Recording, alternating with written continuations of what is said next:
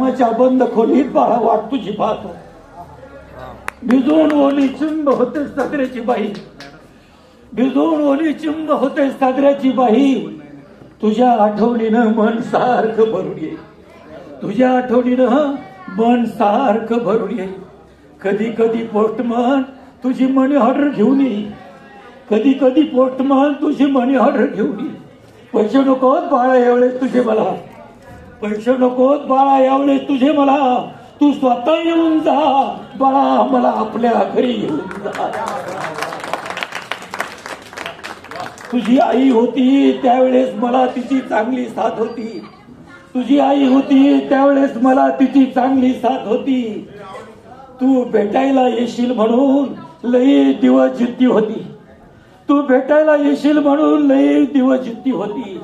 सांगत होती शेवटपर्यंत सगळ्यांना, सांगत होती शेवटपर्यंत सगळ्यांना, येईल माझा राजा. अरे कधी घेतला अखेरचा श्वास, झाला नाही गाजावाजा.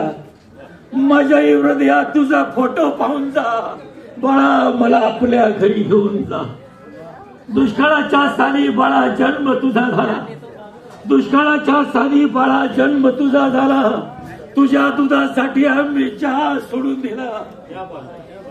अरे वर्षाकाठी एकच कपडा, वर्षाकाठी एकच कपडा शिवून शिवून तिगळं तोडून पुरून पुरून घातला मॅडम.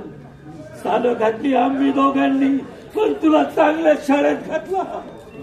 हवा तर तू हे सगळं विसरून जा बाळा, मला आपल्या घरी घेऊन जा. अरे फरशी लादी पुशील मी, केर कचरा काढील मी. सर फरशी लादी पुशील मी, केर कचरा काढील मी. सुनबाईचं सगळं काही गपगुमान ऐकेल मी, सुनबाईचं सगळं काही गपगुमान ऐकेल मी. नातवंडाचं लहान सहान सगळं काम करील मी, नातवंडाचं लहान सहान सगळं काम करील मी. तंबाखूच्या विड्याला 1 रुपया सुद्धा नाही मागणार, तंबाखूच्या विड्याला 1 रुपया सुद्धा नाही मागणार मी. नातवंडाचं लहान सहान सगळं काम करील मी. घाबरू नकोस, त्यांचा आजोबा असं त्यांना कधीच नाही सांगणार मी. तुझ्या घरचा घरघडी म्हणून मला घेऊन जा बाळा, मला आपल्या घरी घेऊन जा.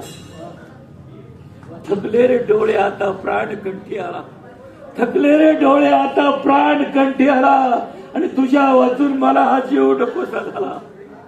सांगू कसं तुला मी, सांगू कसं तुला मी तुझा जन्मदाता, तू माझ्या वंशाचा दिवा. सांगू कसं तुला मी तुझा जन्मदाता, तू माझ्या वंशाचा दिवा.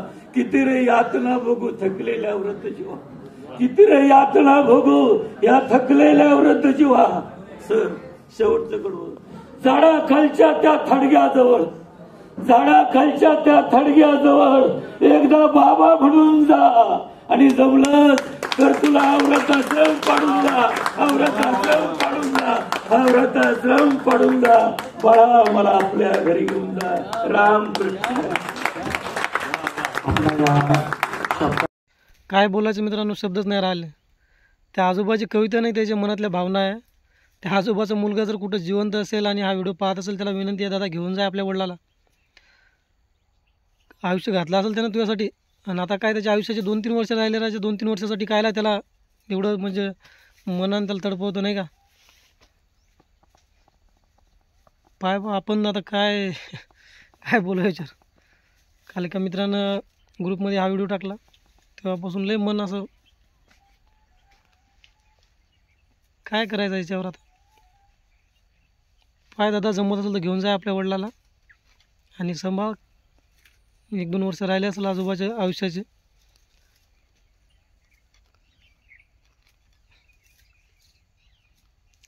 ठीक आहे, काय बोलवायच्यापेक्षा जास्त आपण नाही का.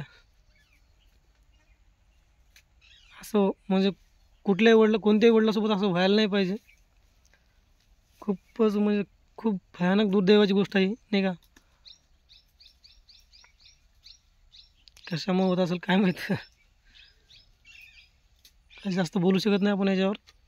फक्त एवढीच विनंती करू शकतो त्या दादाला की बघ ते बाबा आहे, घेऊन जा घरी. काय म्हणा. ठीक आहे.